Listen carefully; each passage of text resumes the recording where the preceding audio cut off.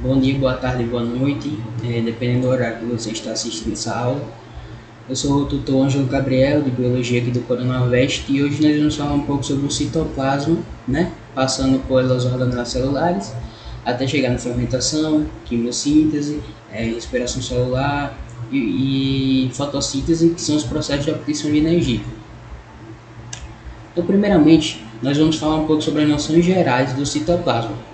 O citoplasma ele é encontrado em todo tipo de célula, tanto células procariontes quanto células eucariontes, tanto em células que possuem um núcleo bem definido quanto em células que não possuem um núcleo bem definido. Esse citoplasma ele vai possuir uma parte fluida, né, que é denominada citosol. O que essa parte fluida, de que essa parte fluida é composta? É composta principalmente por água, proteínas, sais minerais e açúcares. No citoplasma também vai conter bolsas e canais membranosos, além das tão famosas organelas, né? Que vão desempenhar, né, funções específicas nas células eucariontes, nas células que possuem um núcleo bem definido, como nós podemos ver aí na imagem.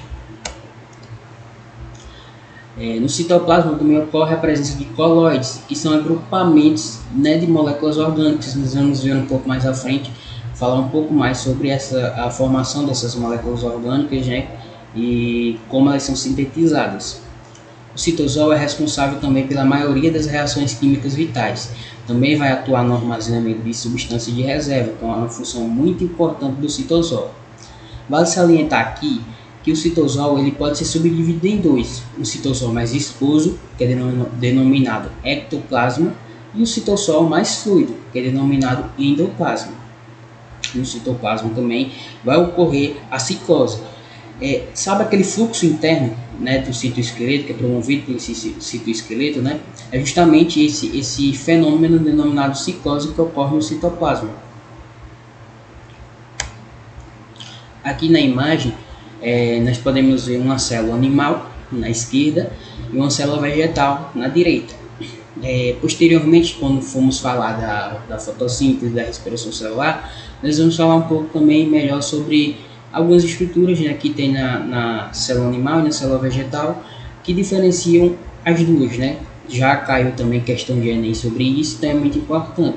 Aqui na célula animal nós podemos destacar algumas organelas, né? Retículo endoplasmático liso, retículo endoplasmático rugoso, membrana celular, mitocôndrio, citoplasma, núcleo e centríolo. E na célula vegetal nós podemos destacar principalmente duas estruturas, né, que é o vacúolo e o cloroplasto, além da parede celular, claro, também, né, que é específico da célula vegetal. Ribossomos, os tão famosos ribossomos. Então, os ribossomos eles são responsáveis pela síntese de proteínas, né, como muitos sabem. Esses ribossomos eles vão ser constituídos de quê? Vão ser constituídos de RNA ribossômico, que vai advir do nucleolo e das proteínas. Os ribossomos eles vão estar presentes tanto em células procarióticas quanto em células eucarióticas, assim como no citoplasma. Eles também vão poder se associar ao retículo endoplasmático, né? Ou serão encontrados livres no citoplasma. Nós sabemos que quando os ribossomos eles estão associados ao retículo endoplasmático, o retículo endoplasmático é rugoso, né? Então não podemos esquecer, mas na frente nós vamos ver um pouquinho sobre o retículo endoplasmático rugoso e liso, mas já é bom salientar. Aqui na imagem nós vemos o ribossomo com sua subunidade maior e sua subunidade menor. Ele é dividido em duas subunidades, como vocês podem ver aí. Os ribossomos eles são considerados organelas não membranosas, né? Não possuem uma membrana específica. Ele é formado, como eu já disse, por duas subunidades sobrepostas. A subunidade maior, né, que é essa de cima da vermelha na imagem, como vocês estão vendo, e a subunidade menor, que é a subunidade inferior, a de baixo. As duas unidades elas vão se unir quando? Durante a síntese proteica, né, durante a síntese de proteínas. Mas vale salientar que a subunidade maior ela vai estar associada à cadeia polipeptídica, como nós estamos vendo na imagem, né? Então a cadeia polipeptídica está associada à subunidade maior. E na imagem também nós vemos que a subunidade maior ela está acoplada, né? Está interagindo, está unida à subunidade menor. O que está acontecendo, né, nesse processo? A subunidade maior e a subunidade menor juntas. está acontecendo a síntese de proteínas. Então não esqueça, sua unidade maior junto com a sua unidade menor vai ocorrer a síntese de proteínas. Citoesqueleto. O citoesqueleto, ele basicamente é uma rede de fibras proteicas, né, que vai estar localizada no citoplasma das células. Ela é constituída principalmente por 3 componentes: os microtúbulos, os filamentos da quitina e os filamentos intermediários. Qual a diferença de função dos 3? Mais à frente nós vamos ver também um pouco mais sobre a diferença estrutural, mas qual a diferença de função dos 3? Os microtúbulos: manutenção da célula, formação do fuso mitótico e movimentação das organelas. Os microtúbulos, ele é muito importante para manter, né, esse formato da célula, formato celular. Também é importante para a formação do fuso mitótico para que ocorra a mitose, além da movimentação das próprias organelas. Já os filamentos de quitina, ele é responsável pela movimentação da célula, né, aquela movimentação da célula, e também pela manutenção e alteração da forma da célula. Por último, mas não menos importante, temos os filamentos intermediários. A principal função dos filamentos intermediários é a ancoragem de organelas no citoplasma, ou seja, fazer com que as organelas elas não fiquem totalmente soltas, vamos dizer assim.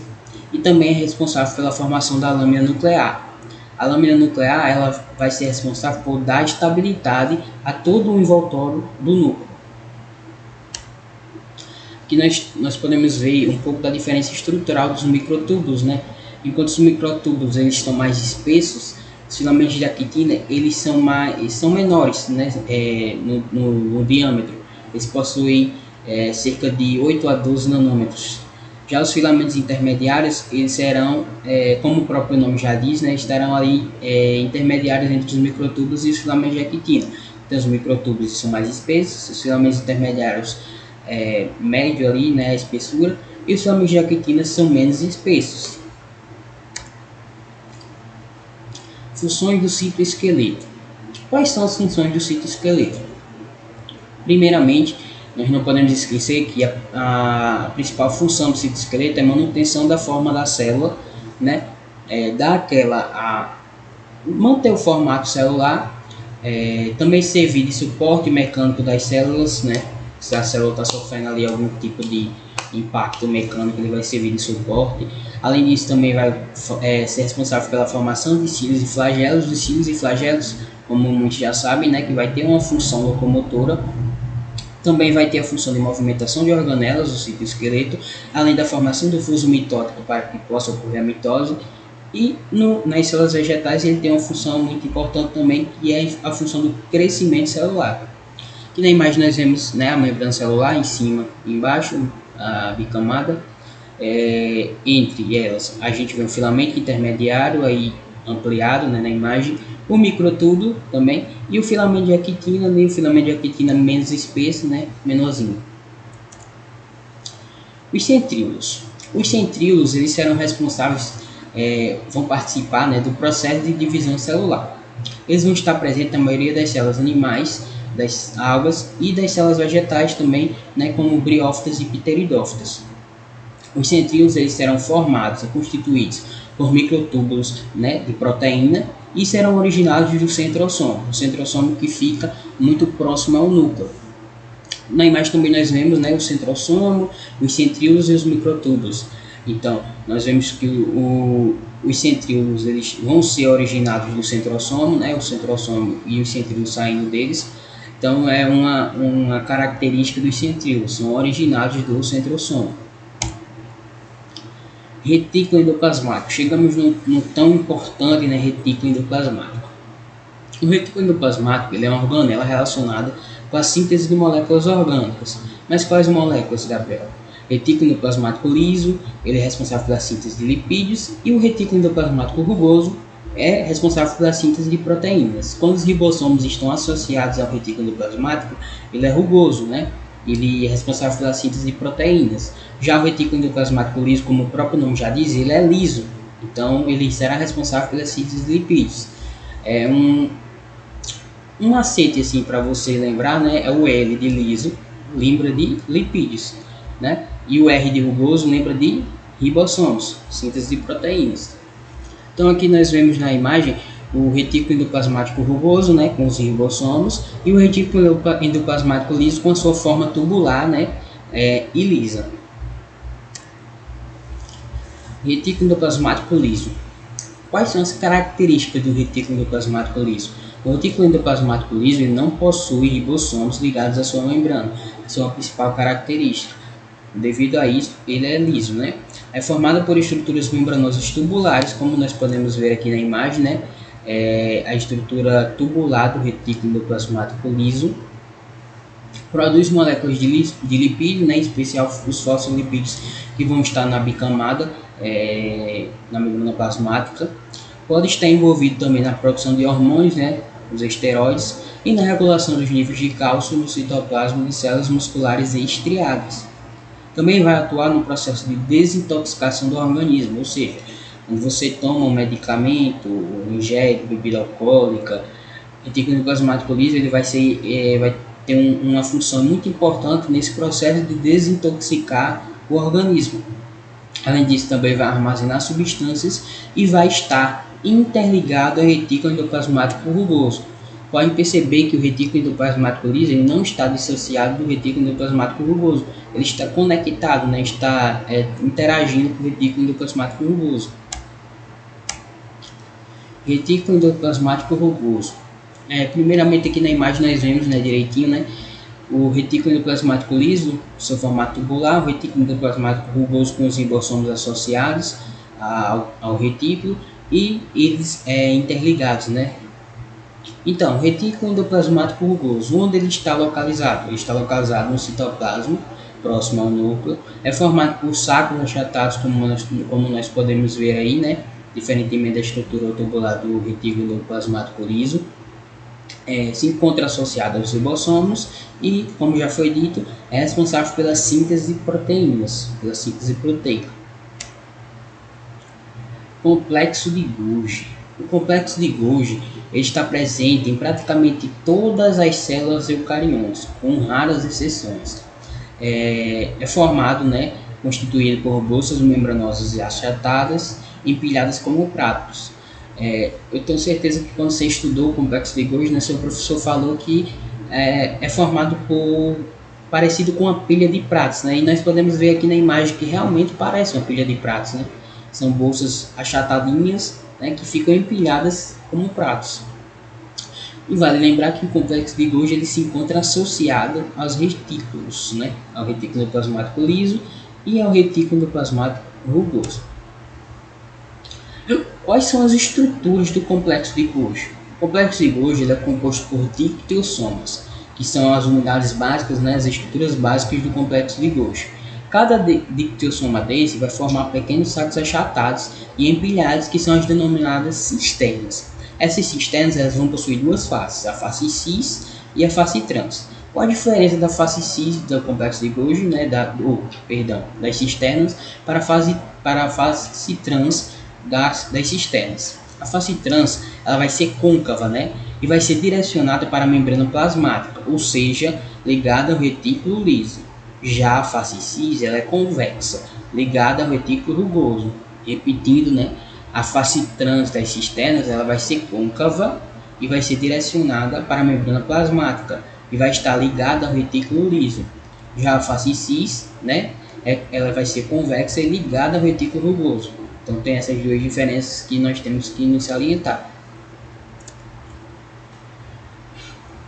Complexo de Golgi, funções. Primeiramente, antes de tudo, nós vemos aqui a região cis, né? Aquela região lá mais para frente da imagem, vamos dizer assim, e a região trans que está voltada para a gente. A região trans que está ligada ao retículo liso aqui para a gente, né? E a região cis que está ligada ao retículo rugoso. Então, quais são as funções do complexo de Golgi? Primeiramente, a secreção celular. Além disso, ele vai distribuir, empacotar e modificar proteínas que ele recebeu do retículo endoplasmático rugoso. Também vai formar o acrosoma dos espermatozoides, que é uma função muito importante, né, principalmente para a vida. Além dos lisossomos, que vão ter a função de digestão celular. Além disso, também vai auxiliar na manutenção da membrana plasmática e da própria parede celular, né? Lisossomo. O lisossomo é uma organela membranosa presente nas células eucariontes. Ele vai ter a função, como já foi dito, de digerir substâncias para as células. E nessa imagem é muito interessante que nós podemos ver, né, algumas organelas. O aparelho de Golgi, empilhados como pratos, o lisossomo, que vai digerir as substâncias para as células, né, também vai ser responsável pela autofagia, que é digerir parte da própria célula, a membrana plasmática e o núcleo. Os lisossomos eles vão conter muitas enzimas, algumas enzimas específicas, né, como as peptidases, que vão digerir os aminoácidos, e as lipases, que vão digerir os lipídios. Além disso, os lisossomos eles vão realizar fagocitose, que nós podemos ver aqui na imagem bem explicadozinho, né, que vai ocorrer a fagocitose da célula inimiga, do antígeno, vai ocorrer a fusão do lisossomo com o fagossomo, iniciando a degradação do antígeno pelas enzimas. Esse antígeno vai ser quebrado em partes menores, os fragmentos do antígeno são apresentados na superfície da célula APC e os restos dos antígenos são liberados por exocitose, né? Processo da fagocitose. Mas basicamente nós temos que saber que os lisossomos vão realizar fagocitose, né? Que é um macete também muito utilizado, ou seja, eles vão englobar partículas maiores, né? Vão englobar partículas maiores. E a autofagia, que é a degradação dos componentes da própria célula. Metabolismo energético das células. Nós chegamos aqui, eu não diria, mas no tema central da aula de hoje, né? Porque é muito importante saber sobre o metabolismo energético das células e como a célula vai adquirir energia, né? Então, o que é o metabolismo energético das células? É um conjunto de reações químicas que produzem a energia necessária para a realização das funções vitais dos seres vivos. Esse metabolismo ele pode ser dividido em dois: anabolismo, que são as reações de síntese, as reações de produção, e catabolismo, que são as reações de degradação. A glicose, C6H12O6, né, que é a forma molecular da glucose, é o combustível energético das células. Então nós não podemos esquecer esse composto aqui, ó, esse C6H12O6, que está representado aqui na forma estrutural, é o combustível energético das células. Isso é muito importante, né, para o desenrolar da aula de hoje. O ATP, quando nós falamos de energia, nós não podemos deixar de falar do ATP. O ATP ele é uma molécula responsável pela captação e armazenamento de energia. Ele vai armazenar nas suas ligações fosfatos essa energia que será liberada na quebra da glicose. Portanto, o ATP ele é tão famoso pois ele é o composto energético mais importante das células. Por isso, quando nós vamos falar de energia, de respiração celular, nós não podemos deixar de falar do ATP, que é o famoso adenosina trifosfato. E nós vemos na uma molécula da ATP, né, os três grupos fosfato, né, por isso que é chamado trifosfato, a adenina e a ribose. Quais são os mecanismos de obtenção de energia, né? Chegamos aqui na fotossíntese, na respiração celular, na quimiossíntese e na fermentação. Vamos diferenciar um pouco os 4 mecanismos de obtenção de energia, né? Cada um é importante da sua forma, não podemos dizer que um é mais importante do que o outro, mas vamos lá. Primeiramente a fotossíntese, né? Que é onde entra a energia primária, vamos dizer assim, né? A partir das plantas. Processo de formação da matéria orgânica em que utiliza energia luminosa que é convertida em energia química. Então, fotossíntese, basicamente, você pode adotar esse enunciado para a vida. É um processo de formação de matéria orgânica em que utiliza-se energia luminosa que é convertida em energia química. Repetindo, para deixar bem fixado, é um processo de formação de matéria orgânica em que utiliza-se a energia luminosa. Então, vai necessitar da luz. Posteriormente, nós vamos ter uma questãozinha abordando essa temática, que é convertida em energia química. Qual é a equação geral da fotossíntese? 6CO2. Então, eu necessito de quê? De CO2, necessito de água, necessito da energia luminosa, da luz. E vou obter quais produtos? C6H12O6, né? A glicose, mais 6O2, liberando oxigênio, como a gente sabe. O dióxido de carbono, CO2 e água, H2O, eles são reagentes, né? E os carboidratos e o oxigênio, eles serão os produtos. Aqui na imagem nós vemos um bem simplificado, né? O gás carbônico chegando, a energia da luz, a água chegando também pelas raízes, liberando o gás oxigênio e também os carboidratos. Eu gosto muito dessa imagem também. Na verdade, ela explica muito bem a equação geral, né? Porque quando a gente vai falar sobre a equação geral assim, chega assusta. Agora, quando se chega com esqueminha, fica mais fácil até de compreender. Continuando, os organismos que realizam fotossíntese, eles são quais? Os vegetais, as algas e as cianobactérias, né? Então, todos esses organismos são autótrofos, ou seja, que a gente aprende que são seres, né, que produzem seu próprio alimento, né? São seres autótrofos. Nos vegetais e algas, a fotossíntese ocorre em organelas específicas, que são denominadas cloroplastos. Nas cianobactérias, a fotossíntese vai ocorrer nas próprias lamelas membranosas, né? Nos próprios espaços da membrana, presentes no citosol bacteriano. E nós podemos ver, né, algas e cianobactérias. São exemplos de seres autótrofos e que realizam fotossíntese. Então, como nós vimos, nós não podemos deixar de falar dos cloroplastos quando estamos falando de fotossíntese, né? Por isso que eu deixei aqui os cloroplastos para a gente abordar aqui nessa parte da aula. Os cloroplastos, eles possuem material genético próprio e circular. Vão possuir também uma capacidade de autorreplicação independentemente da divisão celular.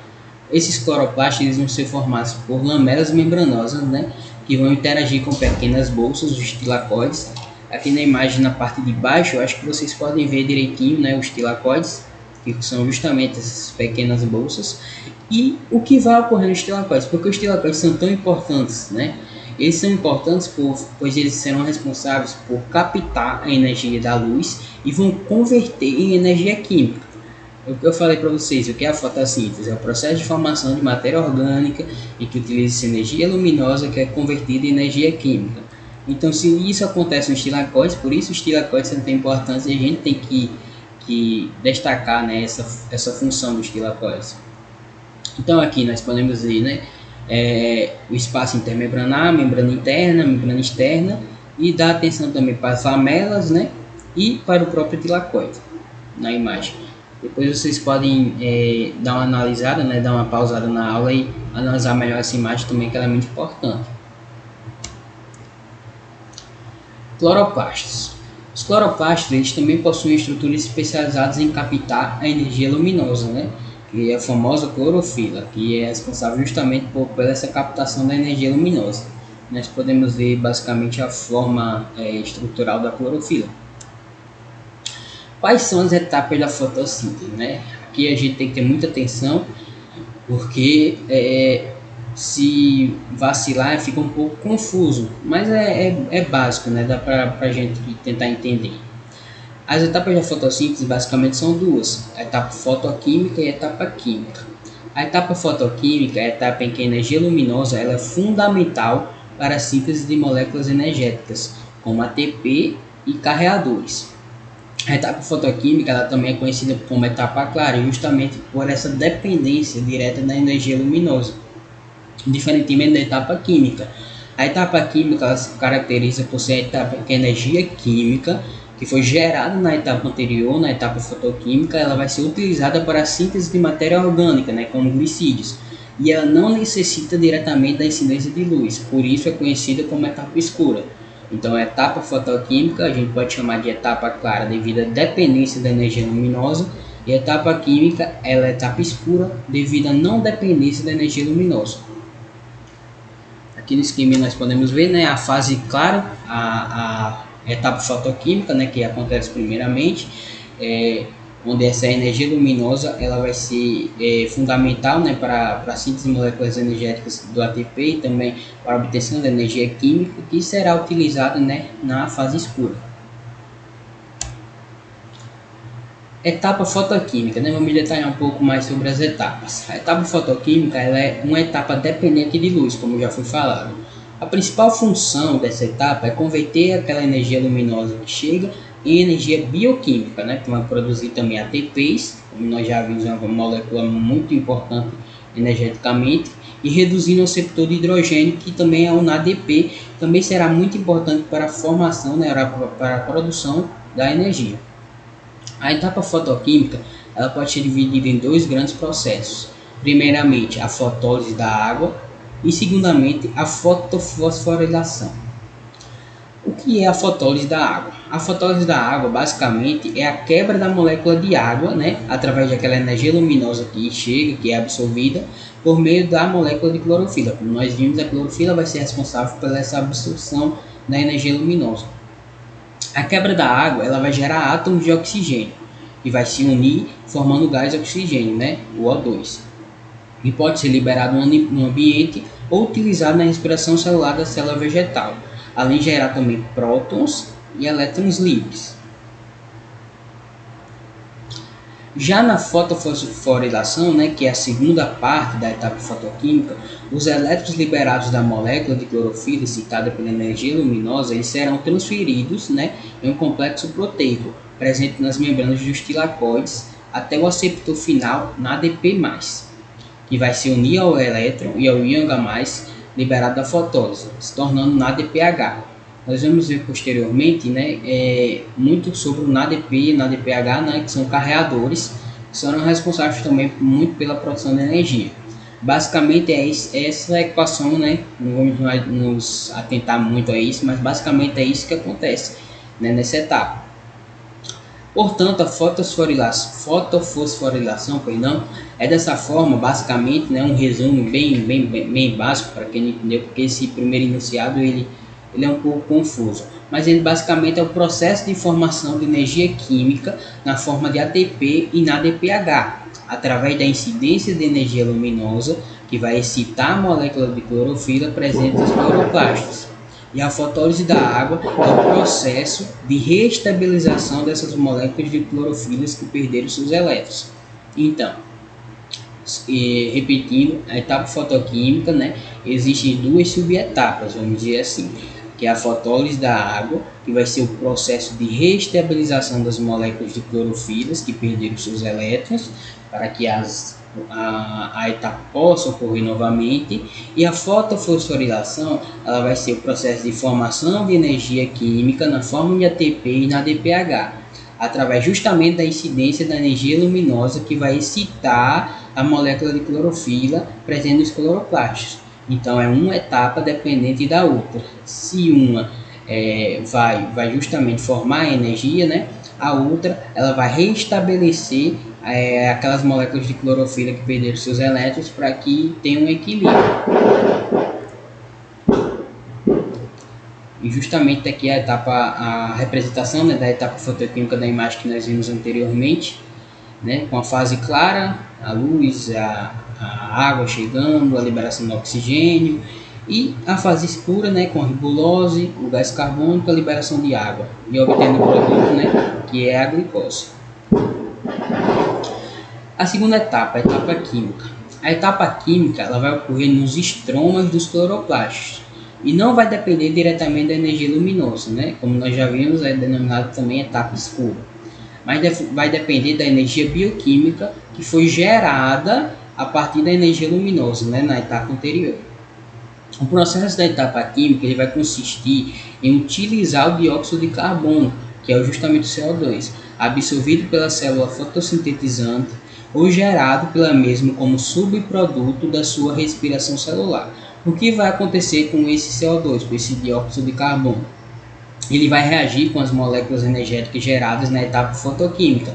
Lembra que na etapa anterior fotoquímica foi gerado o NADPH e o ATP?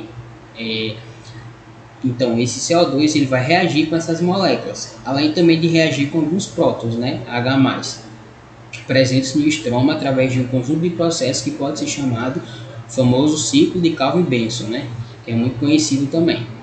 Então basicamente, né, a etapa química, repetindo, vai utilizar esse dióxido de carbono que foi absorvido pela célula fotossintetizante, e o CO2 ele vai reagir com as moléculas energéticas que foram liberadas na DPH e o ATP na etapa fotoquímica, na etapa anterior, né, além de reagir com alguns prótons, né, no ciclo de Calvin-Benson.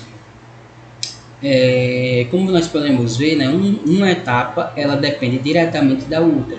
Sem uma das etapas, né, a outra não acontece. Então, só falando um pouco basicamente sobre o ciclo de Calvin-Benson, né, que é uma complementação da etapa química. Nesse ciclo, o CO2 ele vai se ligar primeiramente a uma molécula de açúcar de 5 carbonos, né, no caso a ribulose de fosfato,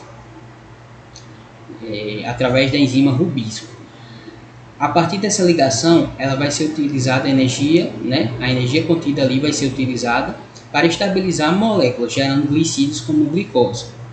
Esses glicídios gerados na etapa química são transportados para fora dos cloroplastos e são utilizados para a síntese de carboidratos, ATP, ácidos nucleicos e até de lipídios.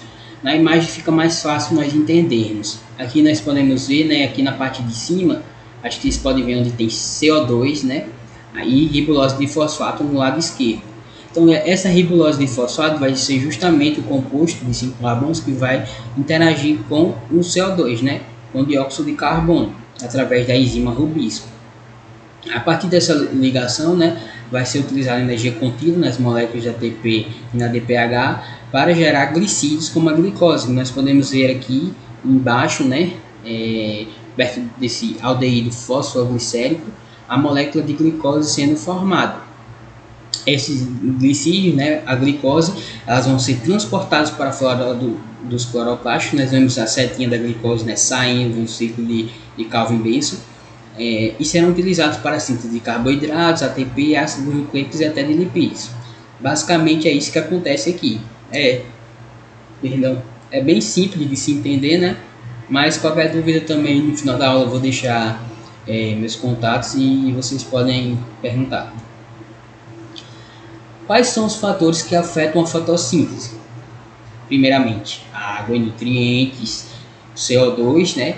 Quanto maior o CO2, maior também a fotossíntese. A gente já muitos professores também, né, quando a gente está assistindo aula, eles falam isso, né? Mas tem que lembrar também que tem um limiar até atingir o ponto de saturação. O CO2 eu vou subindo e vai aumentando a taxa de fotossíntese. Porém, quando atingir o ponto de saturação, eu posso aumentar até que não vai, a taxa de fotossíntese vai continuar ali estável, como nós podemos ver aqui no gráfico do lado direito, né? Tem um ponto de saturação de CO2, então a taxa de fotossíntese não aumenta mais quando atinge o ponto de saturação.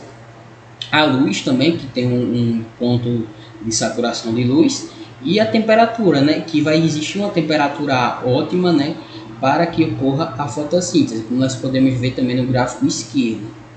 A fotossíntese vai ocorrer, mas não tão maximizada como poderia ser na temperatura ótima. Então chegamos no segundo processo, né, que é a respiração celular. Passamos pela fotossíntese, né, que das algas, dos vegetais, e agora chegamos na respiração celular, que é a nossa forma de obtenção de energia.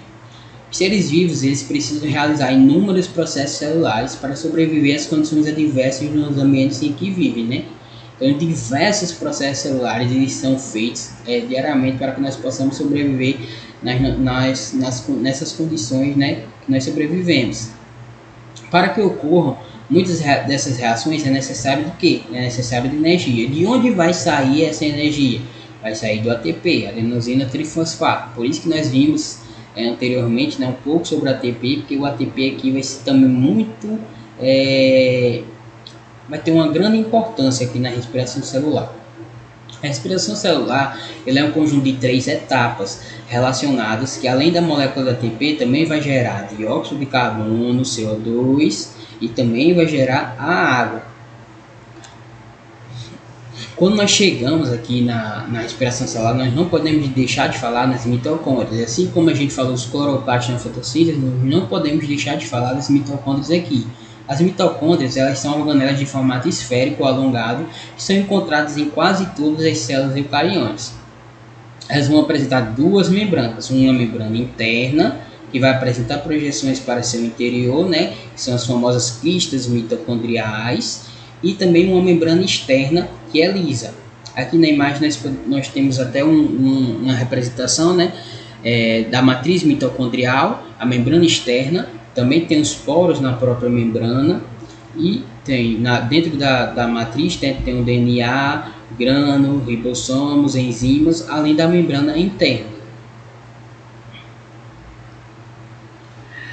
As cristas mitocondriais das mitocôndrias serão responsáveis por garantir o aumento da superfície dessa membrana interna aqui que nós vemos na imagem, né?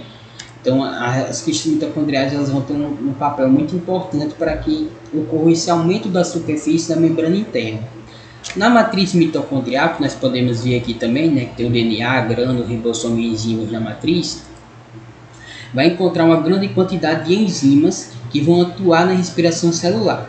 Também vai ter outras proteínas, além do material genético, do DNA e RNA, além dos próprios ribossomos.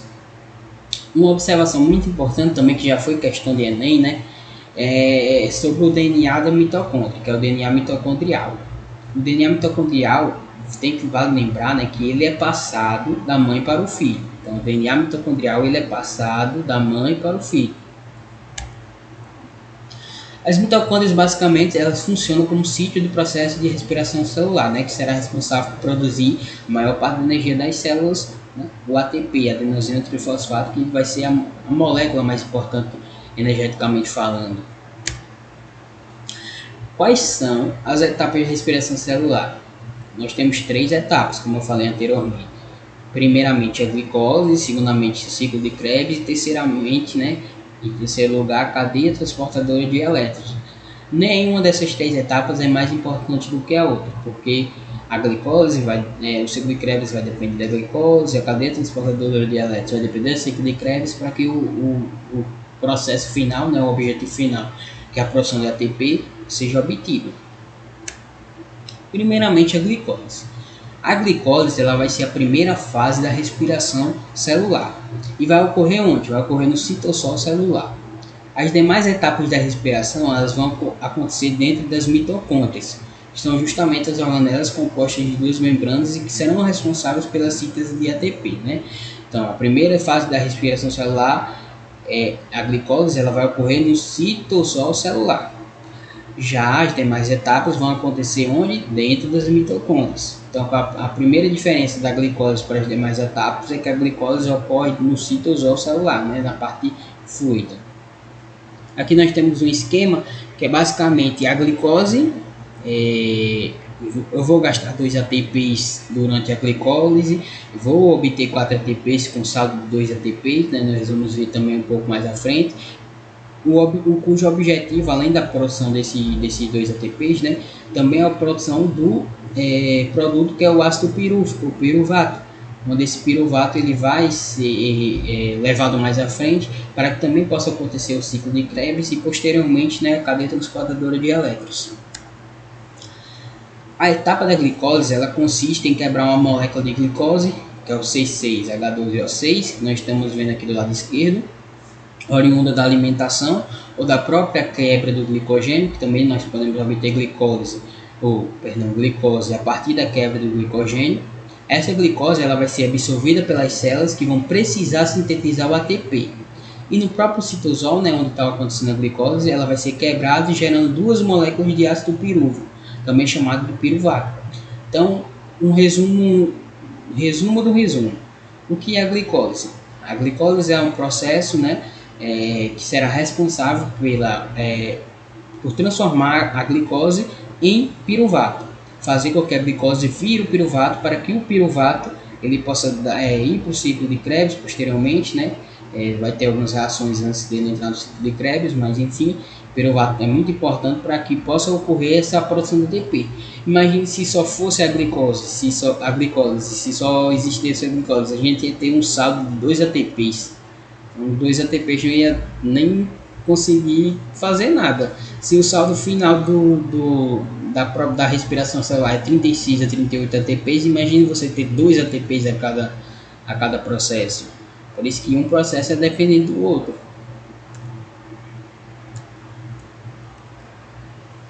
A glicólise ela consiste em 10 reações, né? Então a gente vê assim básico do básico, né? Mas a glicólise ela consiste em 10 reações, são 10 reações São vários nomes para que chegue ali no produto final, que é o piruvato, né? Logo no início, a glicose ela vai receber dois grupos fosfatos, né, oriundos da quebra de dois ATPs. Então, aqueles dois, lembra daqueles dois ATPs que eu disse que gastava? Aqueles dois ATPs eles são gastos por quê? Eles são gastos justamente porque eles são quebrados para que o fosfato ele seja adicionado ali no grupo da glicose, né? Mais precisamente na frutose, que já foi transformado glicose em frutose. É formado a molécula frutose 1,6-bifosfato, pois ela não é tão estável quanto a molécula da glicose, sendo mais fácil sua quebra ao longo da etapa, né? Aqui nós podemos ver, né, que a frutose 6-fosfato ela é transformada, né, modificada para que vire frutose 1,6-bifosfato. Então a glicose que nós tínhamos lá, ela já passou por vários processos, na verdade alguns processos, né? Obteve a frutose 6-fosfato e obteve a frutose 1,6-bifosfato.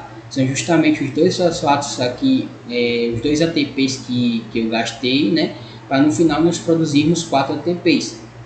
Então essa reação aqui que eu destaquei é uma das mais importantes, justamente porque quando eu obtenho a frutose 1,6-bifosfato, vai ser mais fácil eu quebrar essa molécula e fazer com que a reação ela seja duplicada, né, e seja produzido 2 ATPs em cada um. Porque imagina aí, se você continua com a reação única, vale lembrar, por exemplo, que a glicose, ela em certo ponto, ela se divide e começa a acontecer duplicadamente em duas linhas.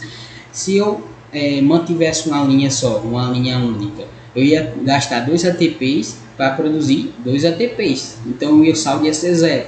Já com eu gastando 2 ATPs e produzindo 4 ATPs, eu tenho um saldo positivo aqui, que será muito importante também, né? Porque 2 ATPs, quando eu vou somar todos os ATPs que são gerados na respiração celular, 2 ATPs também faz a diferença.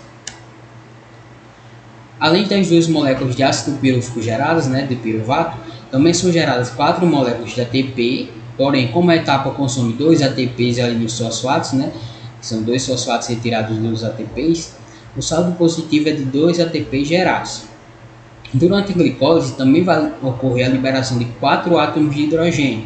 Esses átomos de hidrogênio eles vão se ligar no NAD+. O NAD+, ele é um carregador intermediário de elétrons, como nós já vimos anteriormente, né? Quando esses átomos de hidrogênio se ligam ao NAD+, eles vão se tornar NADH mais H. Esse NAD ele será terá uma função muito importante, né, na cadeia transportadora de elétrons, que é a etapa assim, que vai ser produzida maior número de ATPs. Então esses NADs e também os FADs, que são outros carreadores, eles vão ter uma função muito importante na produção de ATPs. Posteriormente nós vamos ver um pouco também melhor. Então, quais são os produtos da glicose? Como eu já falei, são 2 ácidos pirúvicos, 2 piruvatos, 2 ATPs, né? Na verdade são 4, porém como são dois são consumidos na própria etapa da glicose, o saldo é de 2 ATPs e 2 NADH mais H. O acetil-CoA. Antes de entrar no ciclo de Krebs, vocês lembram que eu falei que antes do piruvato entrar no ciclo de Krebs, ele passa por algumas modificações para obter um novo produto, vamos dizer assim. Então, antes de entrar no ciclo de Krebs, o ácido pirúvico ele vai precisar sofrer algumas transformações. Assim que ele passa pela membrana externa do mitocôndria, o ácido pirúvico ele vai sofrer uma descarboxilação, que é a mesma coisa de uma perda de CO2, de uma molécula de CO2. Vocês podem acompanhar aqui no esquema de baixo, né? Eu tenho um ácido pirúvico, ele sofre uma descarboxilação, liberando a molécula de CO2, além de liberar um aceptor, né, um NADH mais H. O acetil, né, ele vai se ligar a uma enzima chamada coenzima A, tornando-se o complexo acetil-CoA. Então, repetindo, eu tenho um piruvato, sofre a descarboxilação, obtenho um acetil. O acetil, ele vai se unir, vamos dizer assim, não, se ligar a coenzima A, obtendo o complexo acetil-coenzima A, que é também chamado de acetil-CoA. Por que esse acetil-CoA ele vai ser tão importante? Ele vai ser importante pois esse acetil-CoA é ele que vai entrar no ciclo de Krebs. E quando o ciclo de Krebs se inicia, o acetil-CoA ele vai reagir com o chamado ácido oxalacético, né? Onde a coenzima A será liberada e o produto formado será o ácido cítrico. Então essa é a primeira etapa do ciclo de Krebs. O acetil-CoA, que foi obtido a partir do ácido pirúvico que sofreu descarboxilação, ele vai entrar no ciclo de Krebs, vai reagir com o ácido oxalacético, né? A coenzima A ela será liberada, perdida, e o produto formado será o ácido cítrico, assim dando início ao ciclo de Krebs. O ciclo de Krebs ele é composto, se a glicólise era composta por 10 reações, o ciclo de Krebs é composto por 8 reações, né? E essa molécula de ácido cítrico ela vai perdendo carbonos na forma de CO2 no decorrer do ciclo, né? E liberando elétrons na forma de íons H+, que serão coletados por quem? Pelos aceptores intermediários, NADH, FADH. Por isso eles são tão importantes, né? Os elétrons, quando eles são perdidos na forma de íons H+, eles não são totalmente perdidos. Na verdade, eles não são perdidos. Os carreadores intermediários, aceptores, eles pegam esses hidrogênios, né, esses íons H+, e eles vão posteriormente, né, vão ser responsáveis pela produção de ATP, pela produção de energia. Nós vamos ver também que o NAD e o FAD, cada um representa uma certa quantidade de ATPs.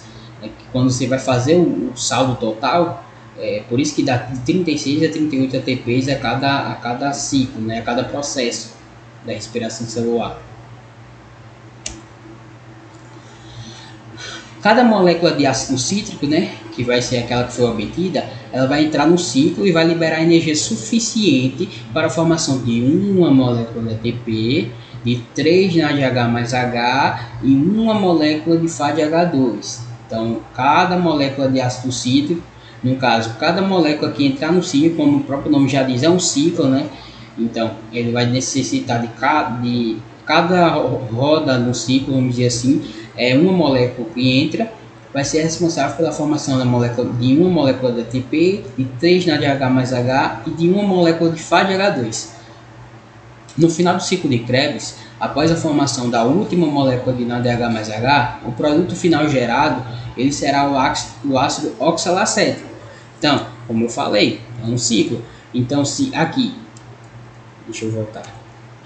Se aqui o acetil-CoA ele vai reagir com o ácido oxalacético, de onde sai esse ácido oxalacético? Esse ácido oxalacético vai ser justamente no final do ciclo de Krebs ele será gerado, né? O produto final do ciclo de Krebs será o ácido oxalacético para que ele possa reagir novamente com outra molécula de acetil-CoA. Então, a cada molécula de acetil-CoA que entra no ciclo de Krebs, eu vou obter uma molécula de ácido oxalacético, né, que vai reagir com o próximo acetil-CoA, um ATP, 3 NADH mais H, um FADH2 e 2 moléculas de CO2. Esses serão produtos do ciclo de Krebs, né, a cada molécula de acetil-CoA. Então, por exemplo, se entram 2 moléculas de acetil-CoA, tudo isso aqui, todos esses produtos serão duplicados, justamente porque são 2 moléculas. Cada molécula de acetil-CoA que entra no ciclo geram esses produtos aqui. Chegando na última etapa da respiração celular, é a cadeia transportadora de elétrons. A cadeia transportadora de elétrons elas vão ocorrer nas cristas mitocondriais, que na imagem está bem destacada a membrana externa da mitocôndria, a membrana interna, as cristas mitocondriais e a própria matriz mitocondrial. Nessas cristas vai ter um conjunto de proteínas de membrana que através de uma bomba de prótons vão transferir os átomos de hidrogênio e seus elétrons presentes nos carreadores de NADH e FADH. Então vocês lembram que todos os hidrogênios, né, os elétrons que são liberados nas etapas anteriores, vão para carreadores, né, para o NAD e para o FAD. Então é justamente aqui na cadeia transportadora de elétrons que esses átomos de hidrogênio e elétrons eles serão transferidos. Os elétrons eles são transportados para a matriz mitocondrial. Aqui na imagem nós vemos, né, que onde fica a matriz mitocondrial, enquanto que os íons H+ são transferidos para o espaço intermembrana da mitocôndria, né, o espaço que fica entre as duas membranas. Essa transferência e separação de íons e elétrons vão gerar um gradiente de cargas em que a matriz mitocondrial ela vai ficar com carga negativa, e o espaço intermembranas fica com carga positiva. O que diz a química? Cargas opostas se atraem. Então, se cargas opostas se atraem, vai ocorrer um retorno dos íons H+ para a matriz mitocondrial, já que as duas partes estão com cargas opostas. Parte dessa energia oriunda da atração e do retorno do H+ por meio do transportador, ela vai ser utilizada para produzir mais moléculas de ATP. Os demais íons H+, eles serão liberados nos processos, né? Ao decorrer dos processos, e vão se unir ao oxigênio, gerando o quê? Gerando água, fazendo com que o oxigênio ele seja o quê? O aceptor final de elétrons. Então, repetindo para ficar bem fixado, né? Eu vou ter uma matriz mitocondrial com carga negativa, eu vou ter o espaço intermembranas que vai ficar com carga positiva. Se cargas opostas se atraem, né, e eu tenho cargas opostas, esses íons H+ que estão no espaço intermembranas, eles serão atraídos de volta para a matriz mitocondrial. Parte dessa energia, né, que é oriunda da atração e do retorno dos íons H+, eles serão utilizados para produzir mais moléculas de ATP. Os demais íons H+, né, serão liberados, se unindo ao oxigênio, gerando água. Portanto, o oxigênio ele será o aceptor final de elétrons. O saldo total da cadeia transportadora. Então, qual é o saldo total da cadeia transportadora? Eu tinha falado que o NAD e o FAD, o NADH e o FADH2, eles representam uma certa quantidade de ATPs que serão produzidas a partir deles, né? Portanto, cada NADH, a partir dele será produzido 3 ATPs. Cada FADH2, a partir dele será produzido 2 ATPs. Então, eu tenho 10 NADH formados durante toda a cadeia respiratória. Então, se cada NADH representa 3 ATPs, eu tenho 30 ATPs representados nos 10 NADH. 2 FADH2, se cada FADH2 representa 2 ATPs, eu tenho 4 ATPs representados nos 2 FADH2. Então o saldo energético aqui é de 34 ATPs. Mas qual é o saldo energético final? Vocês lembram que é produzido 2 ATPs, né, na etapa 1 da glicose e mais 2 na etapa 2. Então se vocês somam os 34 com mais 2, vão dar justamente o saldo final, que é o de 38 ATPs. 2 ATPs produzidos na glicose, mais 2 no ciclo de Krebs, mais 34 ATPs aqui na cadeia transportadora de elétrons, né, que são derivados desses ATPs dos NADH e dos FADH2. Então o saldo energético final da respiração é 38 ATPs, mas a gente se baseia de 36 a 38 ATPs, mas é nessa faixa geralmente que é produzido o processo inteiro. Chegando agora na quimiossíntese e na fermentação, nós falamos muito sobre fotossíntese, sobre respiração celular, mas também nós não podemos deixar de lado a quimiossíntese e fermentação, que também são processos importantes, né, e muito eficientes para o que se propõe. A quimiossíntese ela é independente da energia luminosa, ela não depende da energia luminosa para acontecer. A energia da quimiossíntese ela vai ser proveniente da degradação de compostos inorgânicos. Quem realiza a quimiossíntese? São organismos procariontes, as bactérias e as arqueias. A quimiossíntese ela vai utilizar, além dos compostos inorgânicos, água e dióxido de carbono, que também serão necessários para a produção de carboidratos aqui. Aqui temos um esqueminha bem básico, né? As substâncias inorgânicas ocorrem a oxidação, obtêm os subprodutos e energia. Essa energia ela vai ser utilizada para que possa ocorrer as substâncias orgânicas, né, que serão importantes justamente para as bactérias e para as arqueias aqui na quimiossíntese. Fermentação.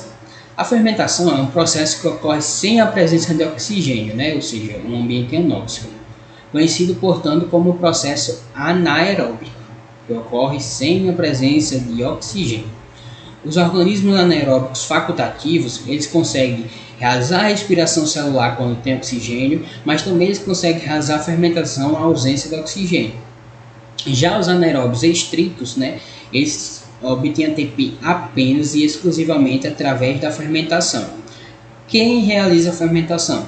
Bactérias, fungos, alguns moluscos, alguns anelídeos, também as nossas células musculares também realizam fermentação.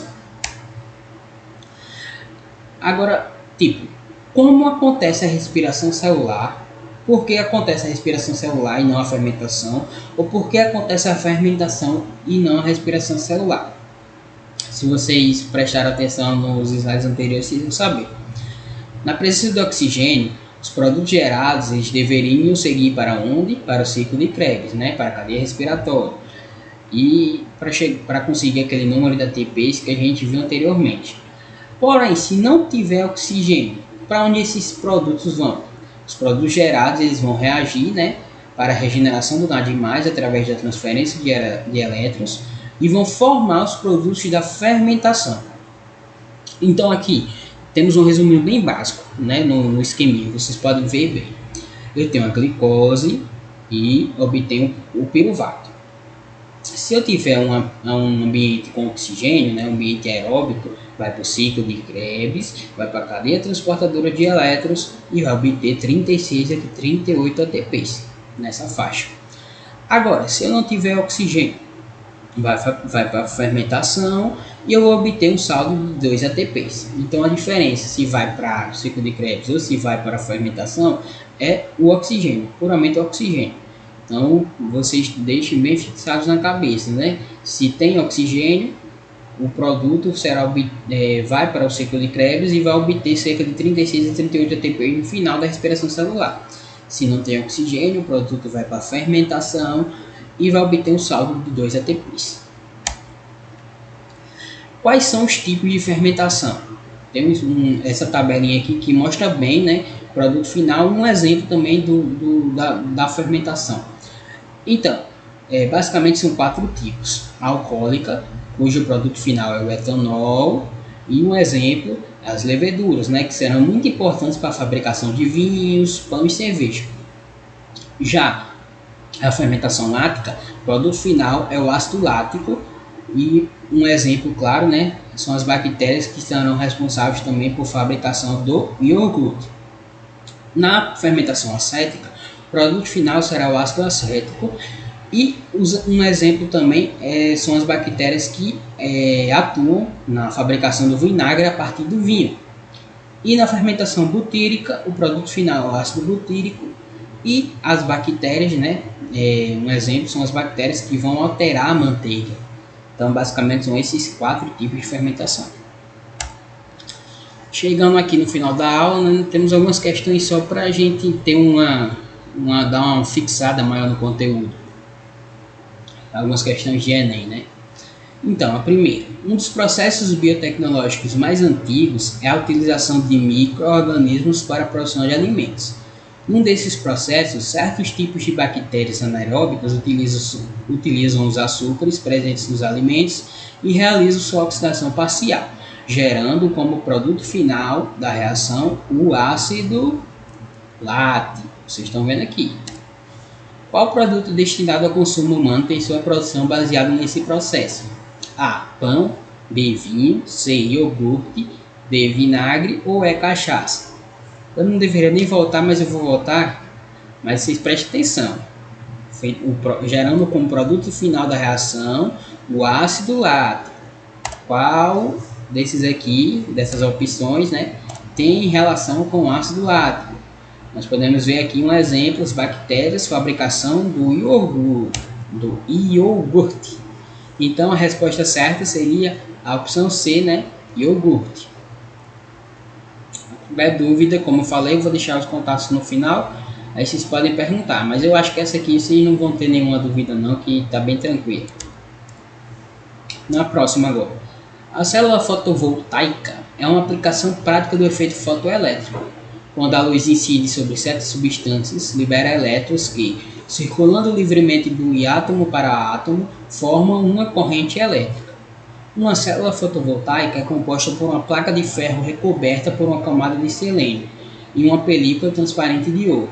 A luz, ela atravessa a película, incide sobre o selênio e retira elétrons, que são atraídos pelo ouro, um ótimo condutor de eletricidade.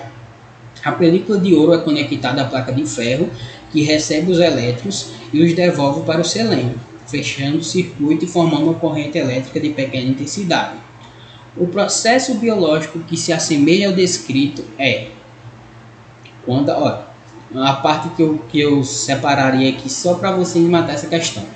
Quando a luz incide sobre certas substâncias, o processo biológico que se assemelha ao descrito é A. Fotossíntese, B. Fermentação, C. Quimiossíntese, D. Hidrólise de ATP ou E. Respiração celular. Quando a luz incide sobre certas substâncias, você lembra o que? Fotossíntese. É isso mesmo, tenho certeza que também vocês mataram na primeira. Mas qualquer coisa pode perguntar também. No final vai ter tudo bem direitinho, vocês podem entrar em contato comigo. Terceiro, a fotossíntese é um processo físico-químico realizado por organismos clorofilados. Nos vegetais é dividido em duas fases complementares, uma responsável pela síntese de ATP e pela redução do NADP+, e outra pela fixação do carbono. Para que a etapa produtora de ATP e NADPH ocorra são essenciais. O que é importante para que eu possa produzir ATP e NADPH? A. Água e oxigênio, glicose e oxigênio, radiação luminosa e água, glicose e radiação luminosa ou oxigênio e dióxido de carbono. Eu vou até voltar aqui para vocês verem. Eu não coloquei, só por colocar. Aqui, a equação geral da fotossíntese: 6CO2 mais 6H2O mais luz, produzindo C6H12O6 mais 6 oxigênio, O6O2. Então, CO2, água, luz para produzir os carboidratos e o 6O2, perdão. Então, prestar atenção, né? Agora vamos responder lá a questãozinha.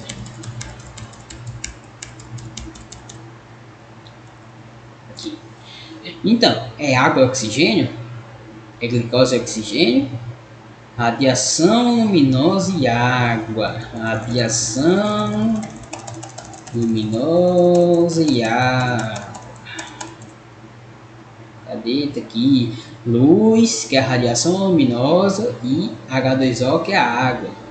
Então, se vocês verem a equação da fotossíntese, vocês matam essa questão na hora. Se vocês lembrarem, a resposta certa seria C, radiação luminosa e água. Bem tranquilo também. A última questão. Um pesquisador preparou um fragmento do caule de uma flor de margarida para que pudesse ser observado em microscopia óptica. Também preparou um fragmento de pele de rato com a mesma finalidade.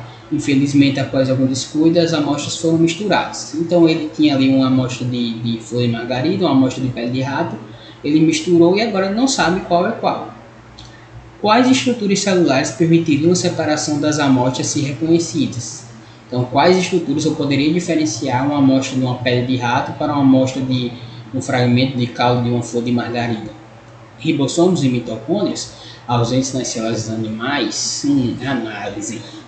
Centríolos e lisossomos, organelas muito numerosas nas plantas, envoltório nuclear e nucleolo, característico das células eucarióticas, lisossomos e peroxissomos, organelas exclusivas de células vegetais, ou parede celular e cloroplasto, estruturas características de células vegetais. Lembra que eu falei, parede celular tem aonde? Nas células vegetais. Por essa questão aqui, deixa eu ver se não tinha nenhuma outra que tinha parede celular. Você já ficaria atento. Aí quando fala cloroplastos, estruturas características de células vegetais, não tem erro. Resposta letra E.